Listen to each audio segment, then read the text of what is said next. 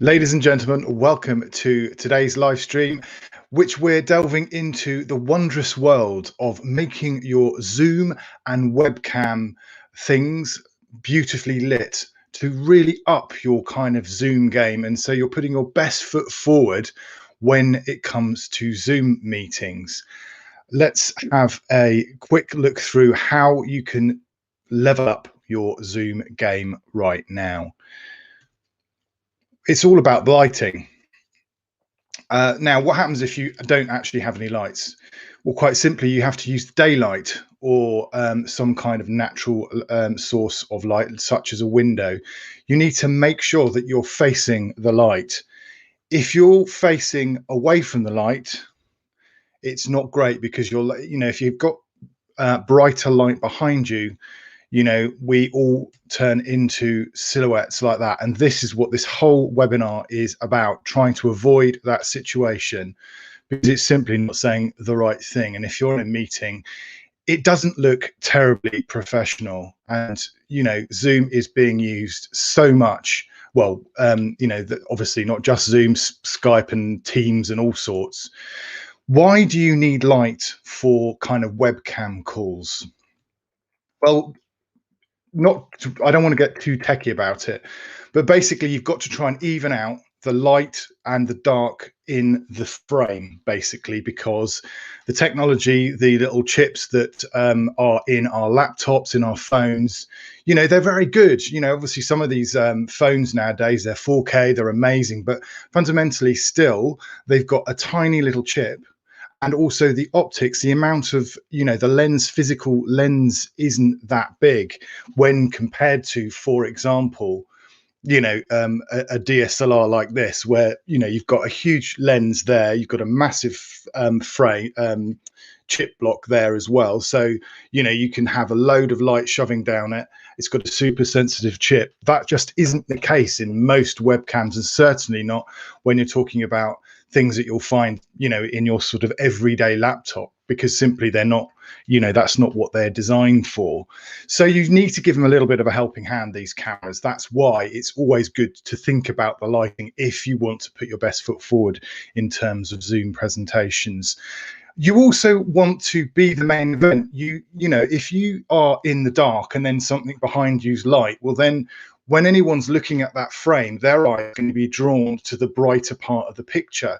So you always want to make sure that you are the thing that is front and center in the frame. And also, by the way, guys, I did do there's a video about framing and all sorts of things to do with that. So if you want to know more about how to frame correctly, and also make sure, we had a discussion about eye lines and all of that kind of thing, check out that video. This one is very much about the lighting side of things, but it's all about establishing you in frame and making sure you are front and center and you are the story, so people concentrate on what you're saying and they're present in the moment with you. Like I said before, webcams and laptops and stuff, they're not DSLRs. They're not built to be cameras in the sense of, they've not got super sensitive sensors for low light stuff. So you do need to help them out.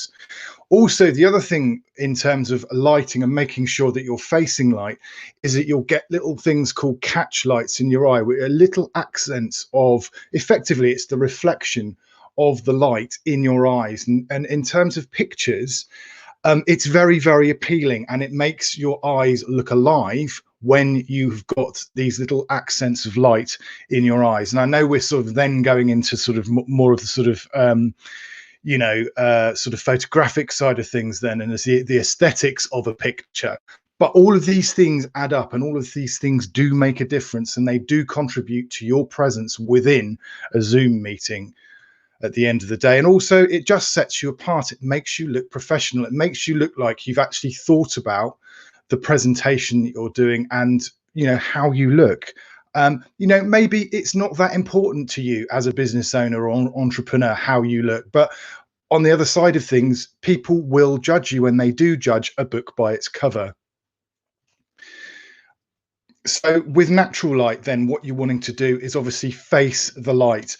You want to, in this situation here, I've actually got a window off to my right, and I've got what's called a fill light coming in from this side. So effectively, almost I've got like a two light setup. Now, if I didn't have that light over there, I would basically face the window so that light is coming in from this way. The reason you want the light to fall on your face from the front is because it's very flattering. It evens out all the shadows. So, you know, if you've just got directional light coming from that angle, for example, I'd get a lot of shadows over here, you know, a nose and stuff, and it just alters the aesthetics of the picture. So basically, you either, if you're obviously facing a window, then that's fine. You face straight out towards where the light's coming from. If you're in a windowless office or wherever, and you obviously then put your light right in front of you, you put it above your eye line as well, so that the light wraps around your face a bit more. The other thing to bear in mind, like you can see here, is it's really good to have separation between you and the background. Now, like I said before, I talk about backgrounds and stuff like that in the previous video, but it's always worth sort of reminding yourself when you're doing zooms and stuff, you don't want to be backed against the wall, because that's when you get really hard shadows, especially if you start using artificial lights. And again, it just doesn't look very nice. Anyway, so this is a basic lighting setup for you. Um, like I say, you know, you want a light from the front. It's and the other thing as well that you want to look for is you want soft light, because it's much more flattering. So soft light can be some from sort of a ring light, or from a light with a soft box, what you call a soft box. Basically, it's diffused light. As I say, it minimizes the shadows. You won't get defined bits of shadow. It flattens your features out nicely, and it also masks and hides blemishes. And obviously, with this setup, with a basic setup like that, you need one light, which again, if you're starting out, is absolutely fine. The other thing as well, if you're lighting from the top, what you see in the image on the right there at the bottom is you can see these little patches of bright skin. Effectively, they're known as hotspots. So if you raise the light a bit, you will avoid that phenomenon, which again can be quite distracting. You just need to pay attention to what you look like at the end of the day, I suppose. And also, if things are looking if things are looking too bright because there's too much light in the situation, just flag the light off a bit. Just either turn it down if you're using an artificial light, or you can diffuse it even more. If you're facing a window, for example, then, you know, that's when sort of Venetian blinds and stuff like that just, you know, are great to control the light level coming into the scene. So basic lights in terms of kit, I mentioned ring lights. Now, actually, they historically were used in photography, for portrait photography, and you can see the chap here. You can see the actual reflections of the ring lights in his eyes. They're very, very flattering, very soft light that wraps around the face. So they're very, very complementary. The actual ring lights themselves, you can see there, bottom right, that's what they actually look like. Obviously, you'd pop them on a little lighting stand. So that's all you'd need. You can actually get tiny little ring lights that clip onto your phone. So if you're doing lots of phone meetings, those little ring lights that you can clip onto the top of your camera phone would be absolutely brilliant. These sort of ring lights are obviously used a lot. You'll see them on YouTube. People use them a lot for sort of makeup tutorials and stuff like that, because it's a really even light across your face. So it's ideal for that. Bottom left there, you can see two lamps with, those are the soft boxes. They're just sort of a translucent material, like you can see, made into some kind of box thing. You can get those on Amazon. You know, it's a very standard kind of setup. Don't, whatever you do, if you are going to order lights, don't do what I did and forget to order the stands, because even though sometimes you'll get kits of lights on Amazon, they don't always necessarily come with lights. That I discovered that to my cost, which is a bit embarrassing. And like I said before, always aim for, if you're buying lights for lighting, obviously Zoom calls, or even if you're doing video stuff, basic kind of vlogging, things like that, always aim for soft lighting. It's the best light to start with when you're a newbie. That would be my advice. Guys, if you're getting value from this, which I really hope you are, as all YouTubers say, please do smash that cheeky little like button. Let us know what you think. I really hope this is of value to you and helping you. Um, our channel is all about helping businesses get under the bonnet of making video really, really work for them and their businesses. That's what we're all about. And we're all about delivering huge value whenever we can. So if that sounds like your cup of tea, please do get involved. We'd love to have you join our community. So pop over. If you're looking at this on YouTube, well, obviously you can subscribe. If you're watching this on replay on Facebook, then absolutely like the page. And definitely, I would love to know in comments on both platforms, definitely let me know the kind of issues you're coming across in terms of video creating, but also in any sort of element, how you're using video in your business. You know, I'm here to help you make the most of video, you know, in whichever way in your business. So I'd really like to hear the kind of issues and problems you're coming up against so that we can create content that will help you. Right here, you've got a lovely side by side. The left hand image is the kind of image you can expect from a ring light setup. Like you can see, it's very, very even light. It's absolutely brilliant as a starting point. Okay. Now, obviously, the second one on the right hand side there, that's a two light setup. So you can see there, it's a lot more nuanced in the sense of you're introducing, you've got much more of a 3D sense of her face there. You've got a little bit more shadowing, you know, and actually it's a little bit more subtle. But to be completely and utterly honest, on a Zoom call, as long as you're lit in some way or other, you'll look much better than 90% of the other people there, I'm pretty sure. So it depends on how far you want to go, really. You know, again, these sort of setups, and it's the same with when you're doing video kind of, if you're creating video content as well, it's really up to you. You can start, I would advise that you start in a really basic, easy level, and then gradually, as you get used to it, you can then introduce other lights. A great lighting cameraman said to me once, you know, every time you introduce an extra light, you're introducing an extra load of shadows, which are problems that you have to then get around. So avoid the desire to just chuck loads of lights everywhere, because actually, you know, oftentimes simple is the best. Just keep it simple. So if you're like me, you're lighting someone with glasses, that can be pretty tricky with white. It depends where you if you're popping the light straight from the front, you'd then get a massive reflection in the glasses. So what you need to do in that case, if you have got glasses like me, that's when the two light setup really works well. Or in this setup, like I was saying before, I've got one artificial light there and I'm using daylight, but basically it's coming at me from two angles here rather than the front. And that allows me to not be reflecting the light sources straight back at the camera.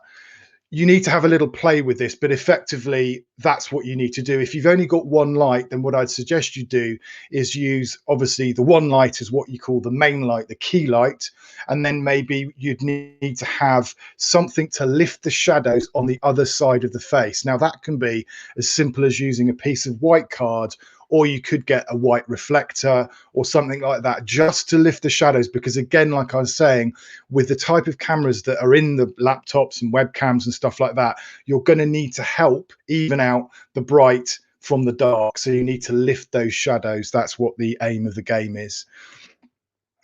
So here we have, like we said before, you've got sort of a before and after situation on the glasses here. You can see on the left hand portion of the image there, you know, if you're lighting from the front, you will get the reflection of that light bouncing straight back at the camera. On the right hand side, he's being lit from the side, you can see. So you know, you're not getting the reflections in the glasses so much. So yeah, not from the front, always using diffuse light. Use the master light. You know, one main light is the key light, and then second light, and that can either be natural light like I've got here, or a bounced part of the key light. You know, like I say, using a reflector or a whiteboard, that is known as the fill light, because it's filling in the shadowed areas on the face. Like I said, yes, you can use white card, white reflector, or a thing called polyboard. Again, if you light from above the eye line, you then will get the catch lights in the eyes. You also, with glasses, need to play around a little bit, depending on the types of glasses you've got and how thick the rims are and things like that. Because what will happen, maybe, is you'll get shadows appearing from the frames of the glasses. Really, it's a case of having a go and just doing this. Obviously, give yourself time before your Zoom call, if it's a particularly important one, to experiment and play around, moving the light around and seeing how it affects the look and feel of the shots. Here are some bonus presentation tips. Always like to give a little bit of extra value. So many people when you're on Zoom, obviously, particularly if you're in gallery view, you've got all these people in your eye line. Always remember though that they are not, that's not the eye line. The eye line is there. It's in the camera. Don't get distracted by that. And if you do get distracted by that, there's a great little tip a friend of mine taught me who was a presenter. And he said that if you keep forgetting where the camera is, and obviously sometimes if you're on a phone or something, the cameras actually, the cameras are really small, and they're at the top depending on which one you're using. So what he does is he just uses you can use a little post-it note like that, just stick it by the camera so you've got a visual cue all the time to know that that's where your audience are. They're not down here on the screen, waving and all the rest of it. The people live there. It's really distracting again if you're having, ultimately all these things are a conversation. It's about connecting with your audience, so you need to look at them, and it is something you need to get used to, because it isn't a natural thing to do, to want to look at a dark lens. But the more you do, the better you get at it and the more relaxed you feel about it. So that's my little bonus top tip number one. Second bonus presentation tip, always looking to deliver the value on this channel. It's about where you are in relation to the camera. Now, these cameras that are in phones and laptops and things like that, and these sort of webcams, typically they're very wide lenses. So if you're too close to the lens, you'll start to look like a spoon, because your face, you start to the physics of it all make it, you start to distort in terms of your, what you look like. As you can see, as you go nearer, things, the perspective changes and it just looks very odd. So pay attention to that. Make sure that you're, again, if your camera is slightly above the eye line, again, this is all, we go through that in the other video. But if you go slightly above the eye line, it tends to even things out. What you don't want to do is have your head too close to the camera and your body, or equally, if you're below the eye line, what's nearer the camera, i.e. your belly, will look bigger in relation to your camera, in relation to your head. So again, just pay attention to that, and think about where you are in relation to the camera, and don't be too near it. So yeah, just again, spend a little bit of time before the meeting just getting things right, and it'll look a lot better as a result of that. So hopefully now you've got a little bit of an insight into how you can say goodbye to this kind of thing, we don't like that, and then hello to this kind of thing. That is what we want. We want beautifully lit, smiley people on Zoom who we can see and we can engage with, and then we're paying attention to, we're on absolutely tenterhooks, listening to your every single word that you're uttering, because you're beautifully lit, you're beautifully in frame, there's no distractions in the background, and it'll all be much more effective for you, having invested a little bit of time and effort in getting it right. So let's go through the checklist for effective zooming. You need to, first up, check that the lens on whatever it is you're using, your phone, your laptop, or your webcam, make sure it's clean. Just clean it with a lens cloth that you'd use for your glasses, nothing abrasive. Again, we cover that in the previous video. Make sure you're in frame, head and shoulders, not too close, not too far away, not kind of chopped off under the nose or too much headroom. Check out the other video for the framing guide.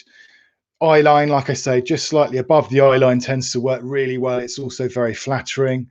Lighting, We've just been through all that. Soft light, make sure your face is the brightest thing in frame. Make sure, if you can, that the background is darker than you are. It's all about bringing you to prominence in the frame. Check out your background, make sure there's nothing distracting in there. Again, in the last video, we go through that in a lot of detail. And also sound is critical too. Make sure that you are either you've got a mic set up like this, or it could just be one of those kind of in-ear things that you use on your phone. But don't use the mic that, if you're on a laptop, don't use the mic in the laptop, just because, like I said in the previous video, they're omnidirectional mics. They pick up absolutely everything. So again, it's really, really distracting if you're trying to concentrate on what someone's saying and you can hear people clanging glasses or whatever in the background. It's, you know, it just distracts from the whole thing. Listen, guys, I really hope that was of value for you. As I said before, if you like this kind of thing, definitely subscribe to the channel. I'd really appreciate a cheeky little like. That would be amazing. Let us know in the comments any issues, any problems you're having with video creation or anything Zoom related as well. It's always great to hear from you. We are here to create content that will help you make the most of video in your business. Definitely, we've got the website there. Check out the free YouTube resource stacked full of videos that will help you and your business make the most of video. That's it, guys. Have a fantastic day. I really hope that was useful. Take care and see you on the next one. Bye-bye.